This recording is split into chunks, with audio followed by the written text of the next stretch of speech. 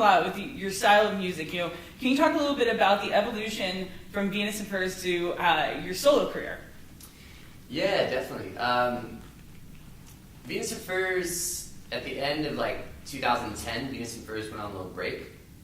So I was still writing songs, and the songs, for whatever reason, a lot of things were happening in my life, and a lot of personal experiences, love and loss. And so I was writing songs about it, and the songs became so personal that it really didn't make sense to, write them and record them with a band.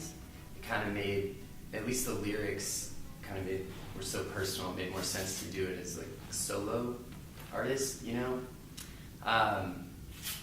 And musically too, at that point, I'd done so much with the band and explored rock and roll from every different influence for every decade.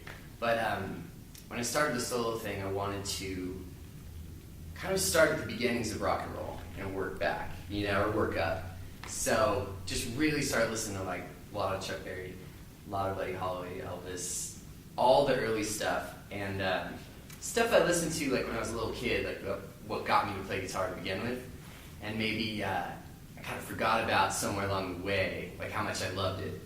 So musically, I was just kind of digging up the past a lot, and again, writing these really personal songs, and a lot of them were dealing with just issues about love and loss and heartbreak. So it kind of made sense to just do it as something else, Well, and you've been releasing, you've always, with all of your projects, you've always had a very strong visual component, and you've always released things in an interesting way, whether it be the Japanese import that actually wasn't from Japan. That's right, or the singles, when you were approaching, how to put these songs together, you're not doing them as a traditional album. Can you talk a little bit about kind of how the visions... say that again. Can you talk a little bit about the visual aspect of it and the videos that you've been doing and how that works with the music? Yeah, so at the moment I only release singles, so there's one song at a time. And that came about again as I was digging literally through the crates for my old records and my parents' old records and everything. I have a closet full of LPs and singles and all that stuff. EPs and just so much vinyl. So it's kind of really obsessing over singles and collecting a lot. And it got me really fascinated because just the physical aspect of putting on a single on the record player, playing it, enjoying it, and physically having to take it off and put on another one, it was just kind of really rewarding. And you always get a B-side as well, and each single sleeve has kind of a cool artwork or a cool custom thing. I was collecting a lot of Smith singles as well, and a lot of those came with B-sides that I'd never heard on a CD. So it's just really fascinating. So I kind of thought, what if these days I don't have the resources to print a vinyl every time, but I thought maybe I could just release one song at a time and kind of explore whatever world that song has to offer, lyrically and any kind of visual ideas in my head or sonic ideas, and really kind of take each piece of music as its own statement, So now what's ahead for the rest of 2013? So I have just released Born, my latest single.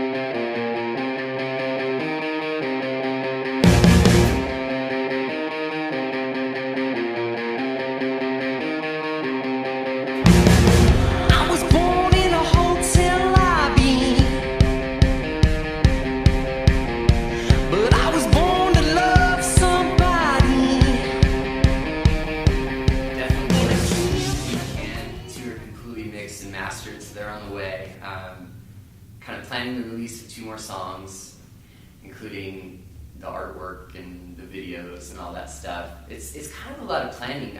I set up a lofty goal to have each song have its own world, So when I started, I was releasing songs every month, but now it'll probably be every 2 or 3 months. And so definitely, more singles, more shows. I've been playing a ton, mostly Los Angeles at the moment. I hope to come to Riverside and try and like hell to play here, you know, and yeah, some cool stuff, some live.